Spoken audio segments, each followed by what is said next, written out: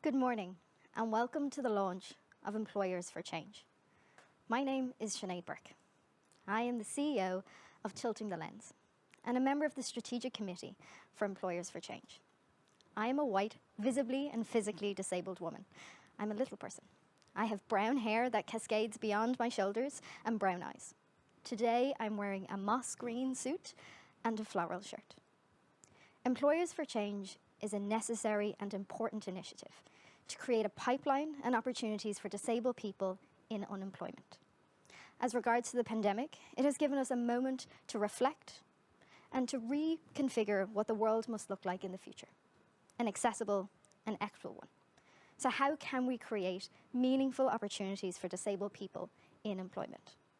This morning, I'd like to introduce you to Christabel Feeney, the Director of Employers for Change. Good morning, and a very warm welcome to our online audience for the launch of Employers for Change this morning. My name is Christabel Feeney, and I am the Director of Employers for Change. I am a 5-foot, 8-inch tall woman with blonde, shoulder-length hair and blue eyes. And today I'm wearing a light blue dress. So, to begin this morning, I want to especially welcome and thank the Taoiseach, Micheál Martin, for taking the time to be here with us and for being so supportive of this very important initiative. I also want to welcome Francesca McDonagh, CEO of Bank of Ireland.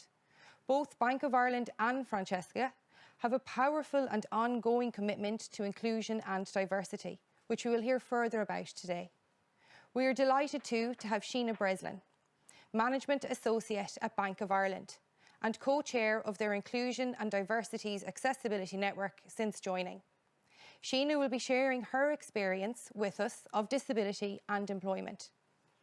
I also want to give a very special welcome to our wonderful MC, Sinead Burke, who has so many achievements that I dare not try to mention them all. Sinead is an educator, an author, and CEO of Tilting the Lens, to mention just a few, and we are delighted to have her experience here with us today. Later on this morning, we will hear from Dave Howick, partner at FHM Accounting and Business Coaching, and their trainee accountant, Corey Breen, who is a wheelchair user since birth. We are here this morning to launch Employers for Change, an employer disability information service. And this launch would not have been possible without the great team here at Fuel HQ, our web and design team, and Wilson Hartnell. This project has been guided by the Open Doors Initiative and our strategy group, who we are very grateful to for their time, their experience and their guidance. A very special thanks to the Department of Children, Equality, Disability, Integration and Youth, who are funding and supporting this service, and Minister of State for Disability, Anne Rabbitte. So, did you know that there are approximately 650,000 people living in Ireland with a disability? That's 1 in 7 people.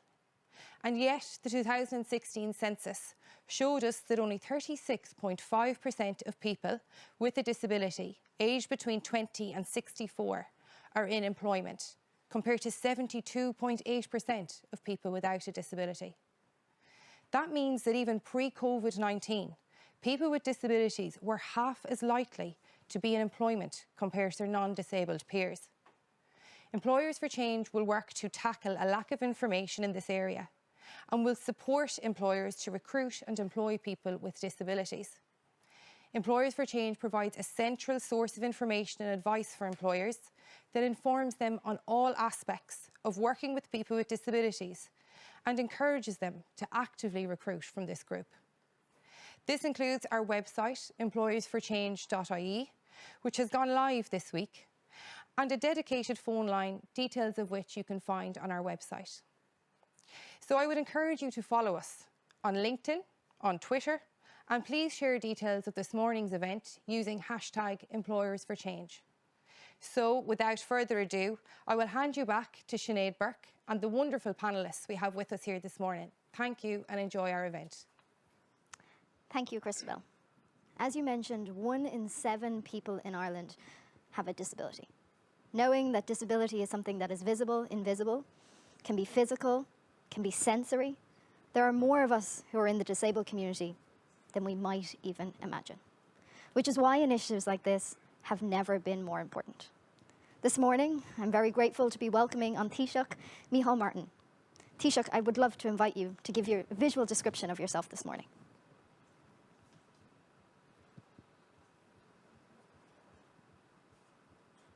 I'm 6 feet in height, and today I'm wearing a navy suit with a white shirt and a blue tie. And will I proceed in just making a number of remarks? Please. If I could. I just want to say that I'm absolutely delighted to be here today to launch this important initiative. And I would firstly like to thank Christabel, Jean and the Open Doors team for the invitation to speak to you on this occasion. And of course, Sinead, you for that very kind introduction. The government has a vision of a vibrant, inclusive and thriving Ireland where no one is left behind. Central to this vision is ensuring that people with disabilities are supported to live the lives that they want to and are provided equal opportunities to do so. Initiatives like the New Employers for Change service will help us to achieve that goal by supporting businesses to better identify, understand and remove the barriers that exist. We can then support people with disabilities to achieve their employment goals. As you will be aware, Ireland ratified the United Nations Convention on the Rights of Persons with Disabilities in 2018, and we will continue to take important steps over time to meet our obligations. Nationally, our work is guided by the National Disability Inclusion Strategy under the leadership of Minister of State Anne Rabbitte. As a government, we are committed to making real progress. As part of our disability inclusion strategy, the government has outlined a comprehensive employment strategy for people with disabilities, and I'd like to recognise the work of Fergus Finlay, who is the independent chair overseeing this work. Under the comprehensive employment strategy, government is delighted to fund the Open Doors initiative to run the New Employers for Change scheme. To improve the employment prospects of people with disabilities, we must look at all of the barriers that people face. We must acknowledge that there are many reasons that can and do stop employers hiring and retaining someone with a disability. It could be not knowing what an individual's needs may be, what accommodations should be put in place, or what supports and schemes are actually in place. And those issues can be complex, but they must be dealt with and they must be tackled.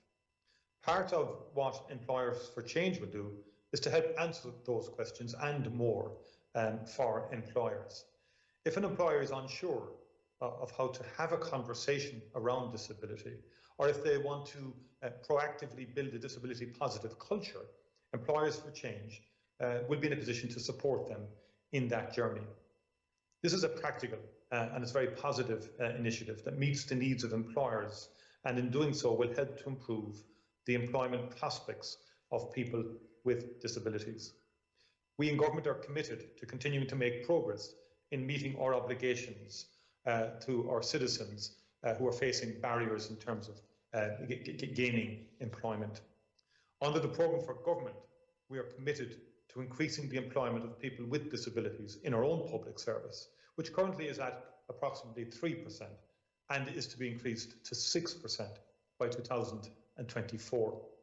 The government's new Making Remote Work strategy will further support people with disabilities to participate in employment by facilitating greater remote working, encouraging more flexible working arrangements and reducing commuting. Under our new Pathways to Work strategy, we will also have a particular focus on those who face the greatest challenges accessing the labour market. Central to achieving our aims of inclusivity is the role of employers and employer bodies, many of whom are with us here today. Your engagement with this initiative is most welcome, encouraging and indeed vital. I support all of you in your efforts to create and foster diverse and equal workplaces. With Employers for Change now launched, it is good to know you all have a very helpful resource available to you. And finally, I would like to again thank all the team at Open Doors and wish you every success in this very important work. Thank you indeed. Taoiseach, thank you so much for those comments and those remarks. It was wonderful to hear about the increase from 3 to 6% as regards to representation of disabled people in employment. Reflecting on Ireland's journey from a medical model, charitable model, now in a rights and justice-based model as regards to disability, why is inclusive employment important at a societal level? Well, I think it's, first of all, in terms of two issues. I think it's about individual rights and entitlements, and it's about how we as a society value the dignity of each human being and create as wide opportunities as possible for people. But we're all richer through embracing diversity, through embracing people with different talents and different perspectives. And my own view, in sense, is culturally, it's a cultural issue in some respects, in that if we do not celebrate every individual and give every individual the opportunity, we're losing people's valuable contributions that can add value to companies and add values to society at large. And I can recall in education, when I was involved in mainstreaming quite a lot of children with special needs into mainstream schools, the value for the wider school society and community was immense, because many other children learned more, were able to interact much better with children with special needs. And what has emerged from all of that is a better, I would think, societal approach to issues around disabilities and abilities. So I think it's very important for society to realise its full potential, to embrace people and make sure that we get, that people's contributions can be made, because very often we lose those contributions through ignorance or through an ill-informed approach or through a lack of knowledge or awareness. I often ask the question, Taoiseach, who is not in the room, and how can we create accessible and equitable pathways to ensure that the rooms in which we work in, how and when decisions are made, are as reflective of society at large. So it was really wonderful to hear you say that. As regards to government's approach, how is government going to be supporting employers to create these equitable and inclusive opportunities, specifically for marginalised communities? I think, first of all, we have to work. I think we have to create, at a more practical level, greater incentives. And I think we will have to review the current incentives around wage subsidies and so on like that. I think that's important in terms of supporting employers. I think culturally, again, we have a dedicated disability strategies. There are also strategies for migrant integration, women and girls, and of course traveller and Roma communities. Very, very important that we have a very comprehensive, inclusive strategy in terms of those who may be marginalised in gaining access to meaningful employment. And it's broadly based, and I do stress the cultural aspect of this, and overcoming people's inhibitions or people's lack of knowledge around this. Then critically, there are very practical supports we need to put in place, and greater flexibilities. Sometimes I believe some of our schemes and some of our approaches are very rigid. They need to be greater flexibility across departments, and less bureaucratic approaches to certain aspects of this, certain of the schemes that are there. I would have had some experience when I was a Minister for Enterprise, Trade and Employment over 10 years ago. Some of the schemes were not applied energetically or with enough focus by the agencies, to be frank. And that's why I think this initiative is very important, to go out there and engage with the wider community, to engage with employers, and identify and show the value of this for the company, for society, as well, of course, for the individual. So that I think that's where we have a variety of schemes, and the department, the new Department of Children, Equality, Disability, Integration and Youth, is about putting all this together. So it's that department has expanded in its remit. We have a Minister for State in that department responsible for disability and RABIT, and a lot of the functions that were in the Department of Health are coming into that department. But that department has a very clear focus on inclusivity, and making sure that there is true equality across our society. As I mentioned, the wage subsidy scheme, that I will be talking to the Minister for Social Protection as well in terms of how we can improve that, and how we can ensure that it's applied more broadly across society and used more and that it's pushed more from the state side as well. And also then on the public service side, I think there's more we can do. We have to challenge government departments and government agencies to have this as a more central focus, and we will continue to do that work. I greatly appreciate your comments, Taoiseach, as regards to gender, as regards to members of the travelling and the Roma community, because I think as we have just left International Women's Day, as we sit in Women's History Month, and as we launch Employers for Change today, it's important that we realise that even marginalised communities are not homogenous, that we need to be thinking about all of the different intersections of society as we build these approaches in order to figure out the best way to create accessible and equitable opportunities. But as regards to Employers for Change, why do you, Taoiseach, think this is a really important initiative, and why now? Well, from my own experience, I think it's a very important initiative because we need more advocacy, but we also need, and I don't like to use this word in the patronising, we need more education, more open people's eyes, so to speak, in terms of what's possible, how value can be added, how we enrich our community and our society, our companies. And there have been very, very good examples done through the years of companies who've really advanced, who are more advanced in this area. Open Doors can engage with employers, can engage with people who may not have been engaged in this area before, and identify the issues for them, and explain what's available, explain how you can adjust and manage, and because there are many people who would love to do this, but I think they may have inhibitions, they may have worries, they may have concerns.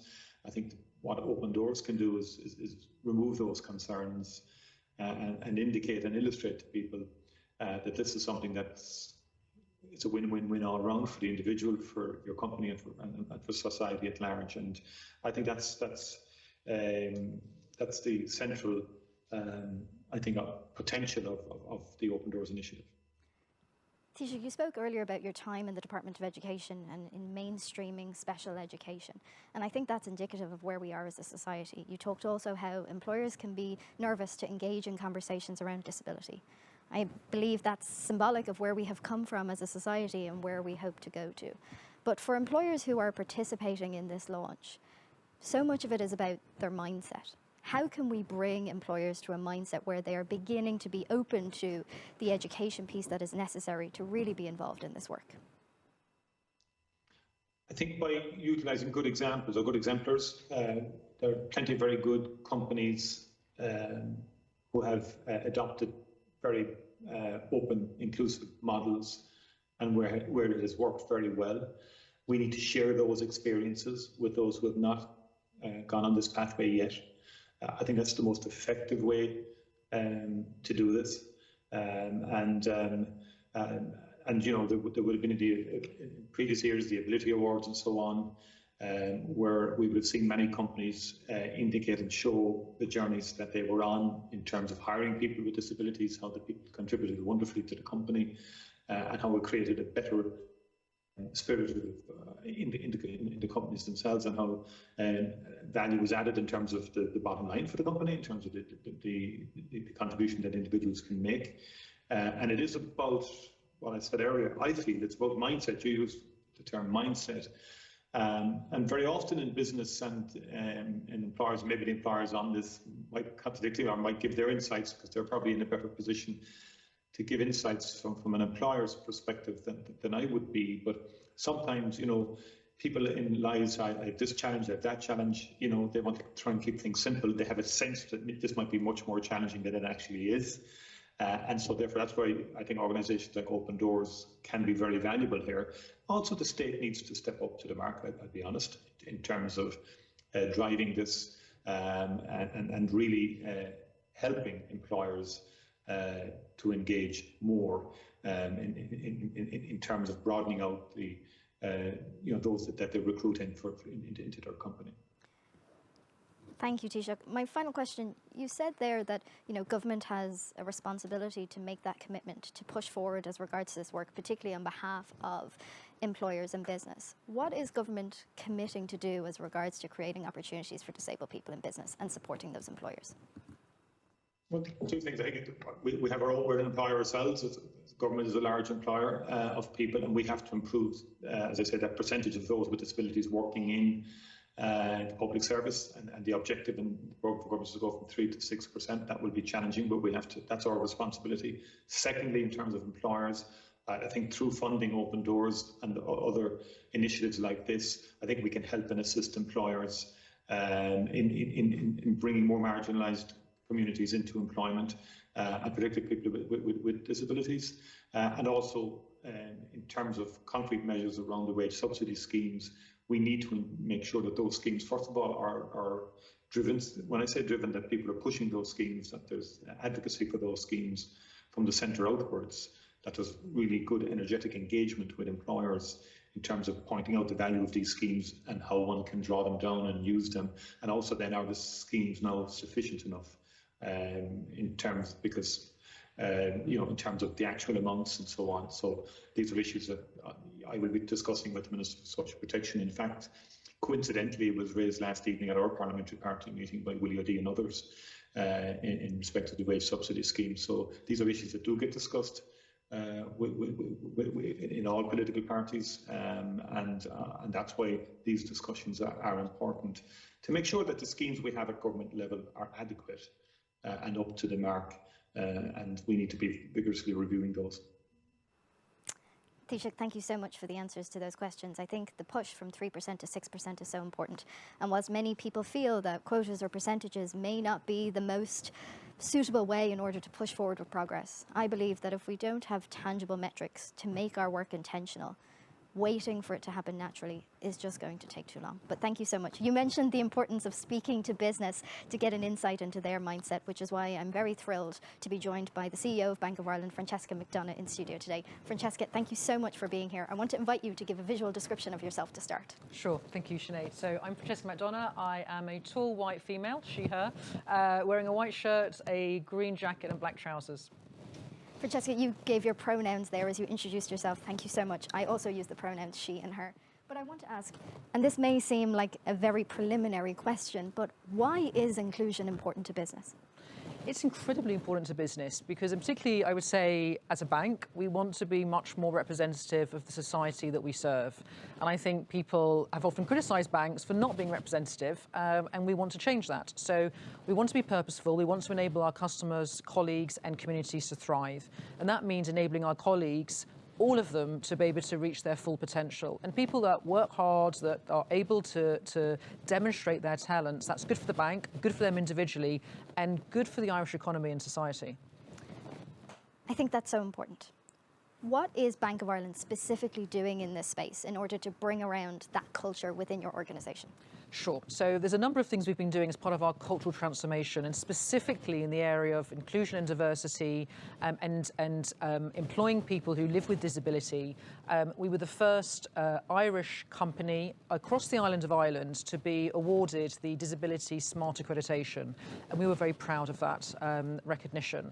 And that also reflects, that happened early this year, but it reflects some work we did in 2020 around having a reasonable accommodation guide and passport, and that's a really practical definition of what colleagues and managers should expect in the workplace to enable people living with disabilities to thrive. And there's also really practical things. So I've talked about accreditation and passports and guidelines, but as an example, graduate training program is a really important part of our recruitment. And we actually set aside for 1 in 7 applicants to be from graduate trainees who are living with a disability. And that 1 in 7 is so important, as Christabel said, because that is representative of society. So those are some of the things that we're doing for our colleagues, also obviously doing things for our customers who are also living with disability. We're going to be speaking with the brilliant Sheena Breslin later today, and I don't want to embarrass her or put her on the spot, but as regards to Bank of Ireland's employment of disabled people internally within your organisation, what impact has that had on the business and how you work? So Sheena's a real role model as a colleague, as a fellow colleague at Bank of Ireland. One of the things that we've done that we found to be really practical is to have, we have 6 employee groups that represent the full spectrum of diversity inclusion. And one of them is the Accessibility Network. And Sheena will be a really active member of that network. But also one of the things that I'm very appreciative of what Sheena has done is she's looked at the mandatory training. So in the bank, we have all of our colleagues who are required to do certain mandatory training. And it's typically online. Some of it's in person, but Sheena had a real good look and challenge the format, the accessibility, whether it's the typeset or the audio or the visual, and that I think is good for everyone. It's just a really practical application, and also just being able to talk about disability without, I mean, Sheena, I was speaking to her earlier, so disability is not a dirty word. Being able to talk about it and have the confidence is a really important part for all of the organisation. So those are some of the impacts that Sheena is having at Bank of Ireland. Disability isn't a dirty word is a brilliant campaign that's currently being undertaken by Disabled Women of Ireland, and I think our confidence with disability language needs to grow in order to create that culture of pride. But I'm conscious that perhaps many people participating in the launch today may be disabled people looking for employment. In advocacy circles, we have this phrase of if you can see it, you can be it. And often that invisibility of disabled people means that you don't put yourself up for specific roles. For the disabled people who are watching, who wish to gain employment in places like Bank of Ireland, what recommendations would you make to them? I think engage with us. So we would have information on our website. I was very specific about our graduate recruitment policy, but for all employment, we would be very proactive and open to having, you know, talented people, independently of if they are living with a disability, or whatever part of the diversity spectrum they most identify with. We are an open and inclusive workforce. I mean, we questionnaire our colleagues all the time about how they feel at working at Bank of Ireland. We've gone through a cultural transformation. 2% will self-identify as living with a disability. 7% will identify as living with a long-term health condition. So that's 1 in 10 people. That this is not an exception. This is the norm. And my expectation also is of our leaders and managers is that they have that awareness and they are accommodating. And that is, you know, a key part of our diversity inclusion strategy at Bank of Ireland. And in thinking about the work that Bank of Ireland has undertaken, perhaps people participating today will think, well, you know, Bank of Ireland can do that because they are Bank of Ireland. But I think this is work that organisations can do, be they small, be they self-employed, or be they an organisation the size of yours. What advice would you give to businesses in particular and to employers who are at the very beginning of this process, who are still educating themselves and moving through that period of awareness? What would you say? So first of all, before I give the advice, we're still on our own learning journey, so we're learning as we go along, so we're not done yet. I would say speak to your employees, mobilise colleagues who actually feel very passionately about this, who want to be part of an employee group. So our disability accessibility network group is really important. I would say also speak to the experts. So there's so many fantastic organisations, such as, you know, the ones that we're working with today, who can give advice and counsel and challenge and be a bit of a critical friend. And the third thing that I think is really important is leadership. So this will only be a poster on a canteen when we used to have staff canteens if it isn't part of the priorities of the senior leadership, and then it's authentic. And I would also say my last point is don't wait for a crisis to then make it a response or reactive to a problem. I think being really proactive is a key part of the authenticity of corporates, large or small, taking on board more diversity and inclusion initiatives and really leading them because they believe they're the right thing to do, not because they're trying to fix a problem or a crisis. I think that is absolutely vital. We need leadership to sponsor this work in order for change to be sustainable and also cultural within an organisation. But I think you brought up something really important. For anybody participating today who currently believes that there is no disabled people within their organisation, it's not reflective of the world in which we live in. But much like if you can see it, you can be it, there is a second phrase that is so powerful within this space, which is nothing about us without us. I think as we begin to design policies and create cultural shifts within organisations, we need to be intentional and do it with disabled people, not for disabled people. Which brings me elegantly onto a brilliant conversation with Sheena Breslin. Sheena, you have been working in Bank of Ireland for some time, but I want to offer an opportunity for you to give a visual description of yourself. And so, hi, my name is Sheena, and I'm a management associate in Bank of Ireland. I have blonde hair and I'm wearing a check jacket, black trousers and cream heels. To start with a very broad question, tell me about your experience of working and accessing work. So I got my first job when I was 15 years old, working in my local shop.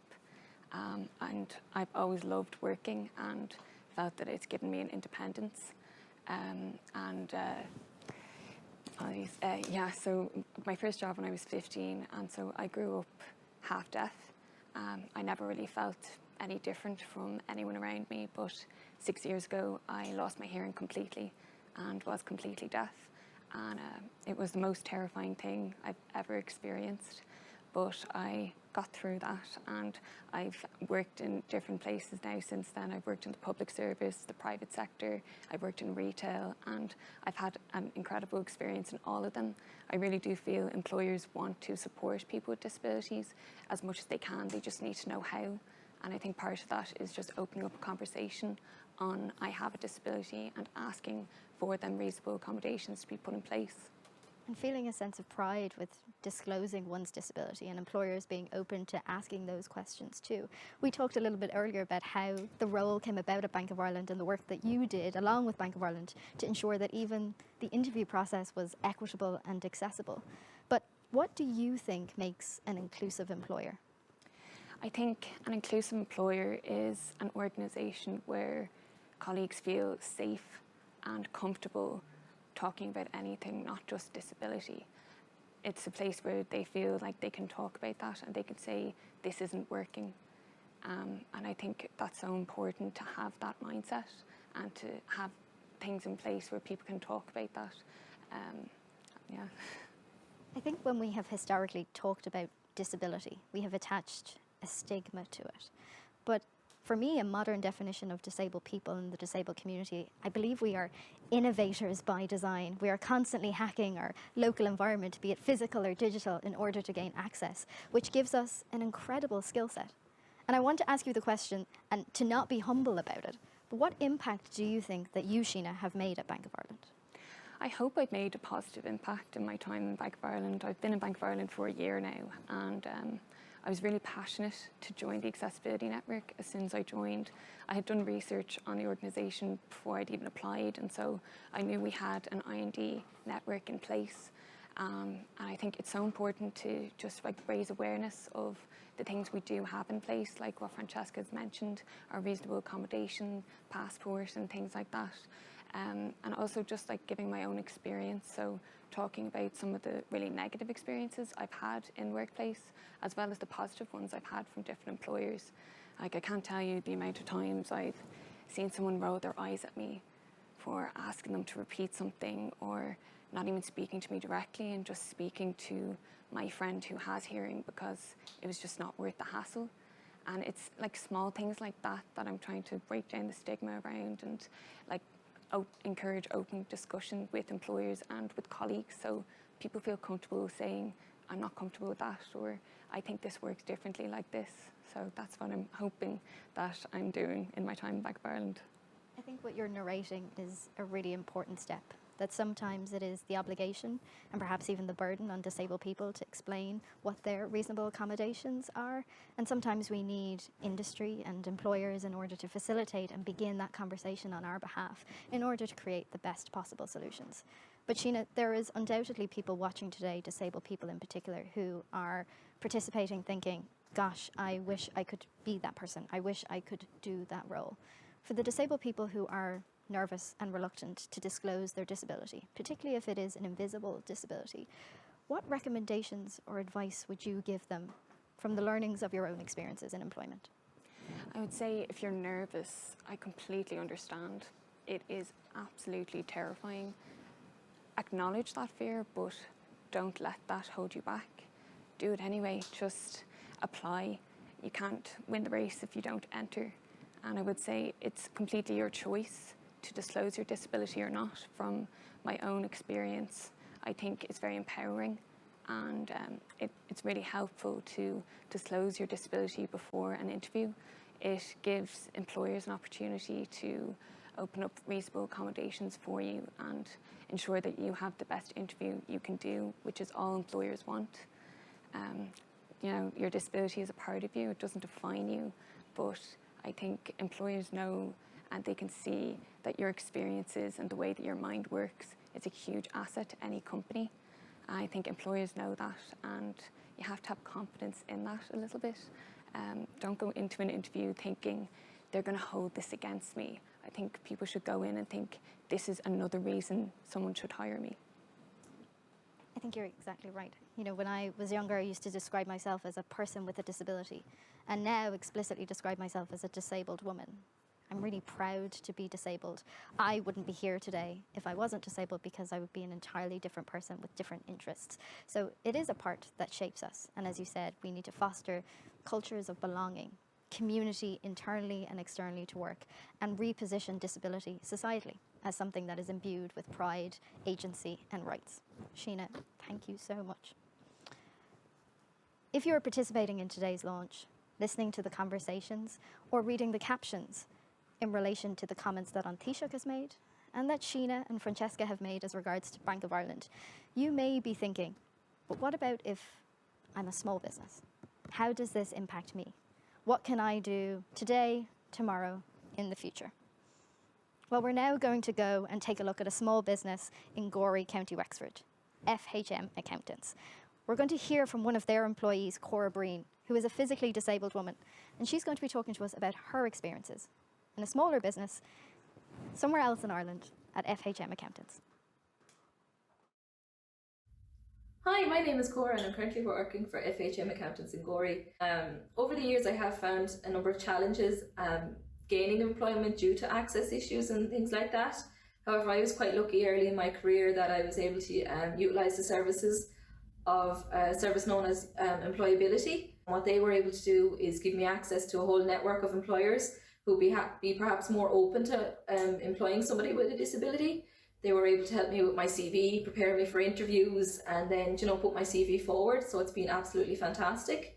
It's been brilliant, you know, working here as well. The office is very open, so there's plenty of space for my wheelchair. So, you know, it just makes life so much easier.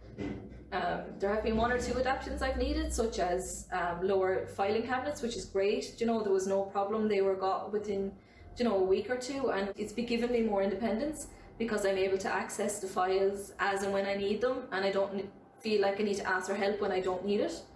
Also, everyone here is so lovely and friendly, you know, it's great.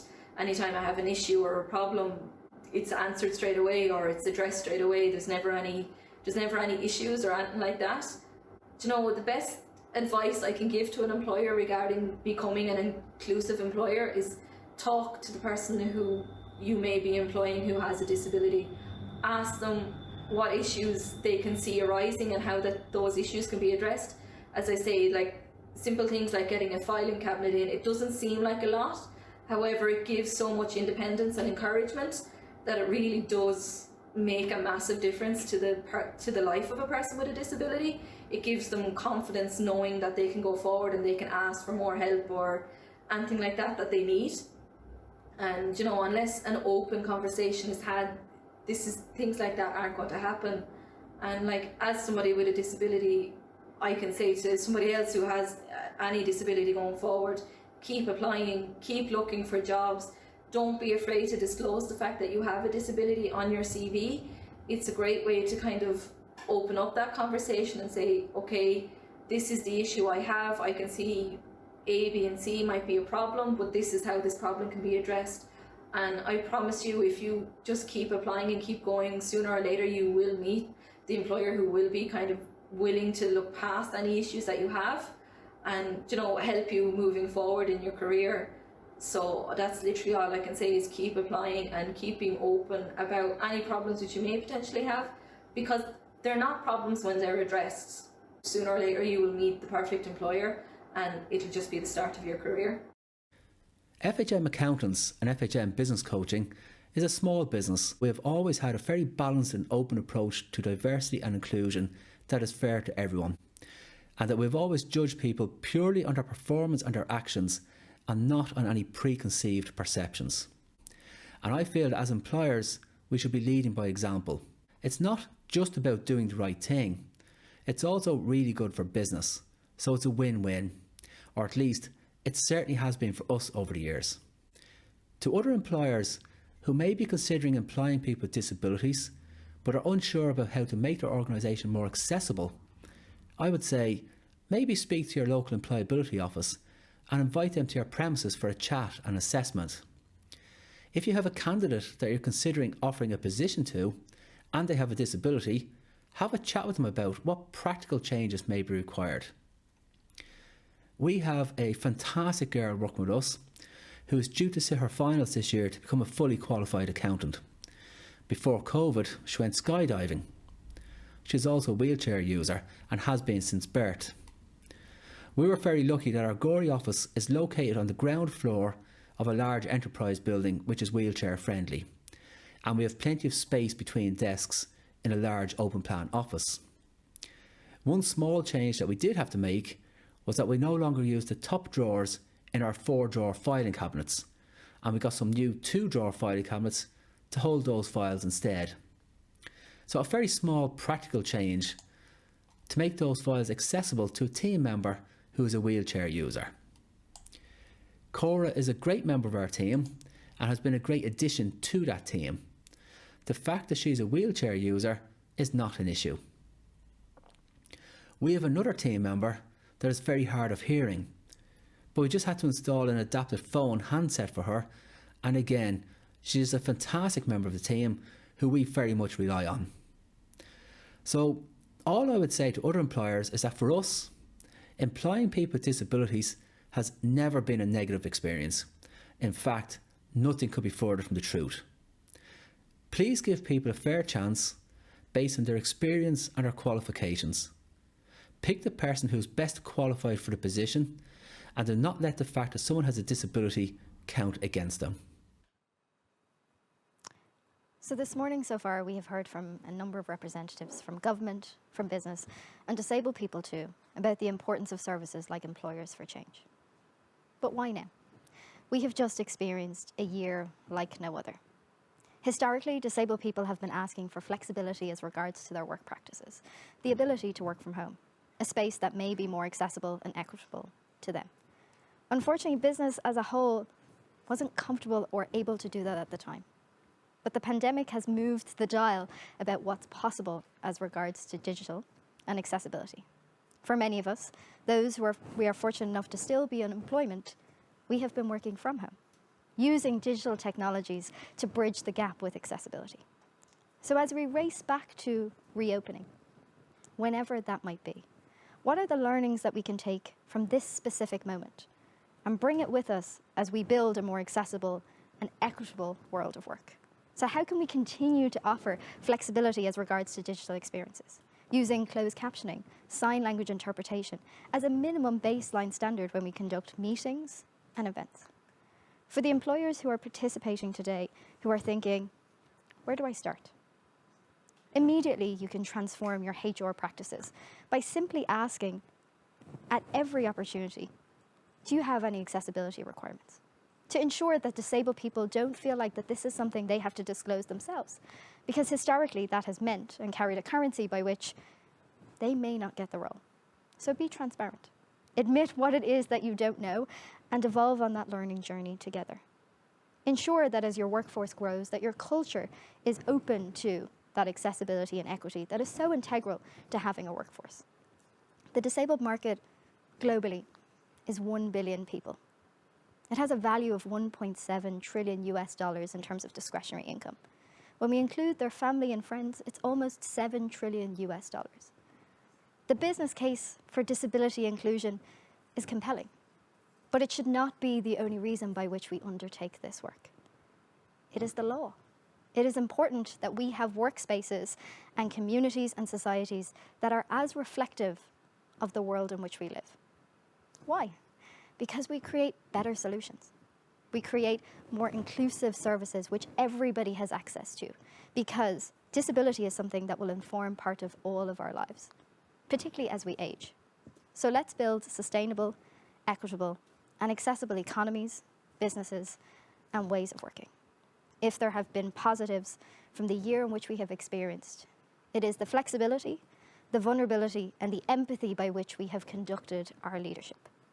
That should be our practice going forward. Based on our discussions today, I want to come back to the panel and all of whom we've spoken to ask them a couple of questions. Francesca, I would like to come to you first. Sheena brilliantly shared some of her experiences, positive and negative as regards to employment as a disabled person. What were your thoughts on the comments that she shared? Well, I was really just struck by the authenticity of them, two things that really jumped out for me. One was about the interview process. So we all know what it's like to go for a job interview, whether that's in your existing organisation for a promotion or for a new company. And it's nerve-wracking. It's nerve-wracking for everyone. And to have the stress and anxiety about whether you should or shouldn't disclose your disability, and if that is a, invisible or visible, should you, that I think that really struck me as a need for the employer to actually ask that and be very clear in the outset, so that first impressions are really important. You don't want the first impression to be one of awkwardness, embarrassment, or the person who's doing the interview not sure how to respond. Just get it out the way and make it really clear and transparent before. That was one thing. And just the power of, I think now we're all in a Zoom culture, we become very self-aware of our own facial expressions. And the fact that someone rolled their eyes at you because it was just so difficult and it wasn't worth maybe speaking slower or repeating just shows you how deeply offensive even, an eye roll is and can be. And in a world of Zoom, we are magnifying each other's facial expressions. And I think that's just something also to be aware of when we're communicating in this sort of new normal. Thank you so much. Sheena, if we were to look forward to a future of work that is accessible and equitable, how would you envision it for you and for other disabled people? I think part of it would be having a seat at the table, having people who have some form of disability sitting at that table like I am, in terms of sitting on the accessibility committee and using the experiences I've had, both negative and positive, to affect change within the bank. I'm using that and I'm commenting, I'm helping on user testing for all of our courses, and we're really trying to do everything we can in terms of meetings and webinars to make sure that everything is accessible as possible. So I think that's probably the most important thing, is having people who have these experiences at the table, who are able to give their real life experience on what's happened and to help shape what's going to happen in the future and how we can become more accessible life and organisation in general.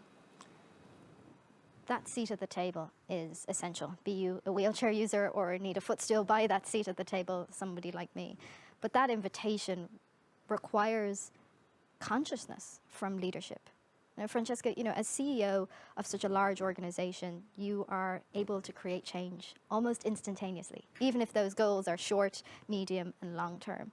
But for individuals who are part of organisations who are not at senior leadership levels and who are coming up against barriers as regards to convincing leaders, what would you recommend to them to do, to take action about, in order to create that change from a grass top and grassroots level?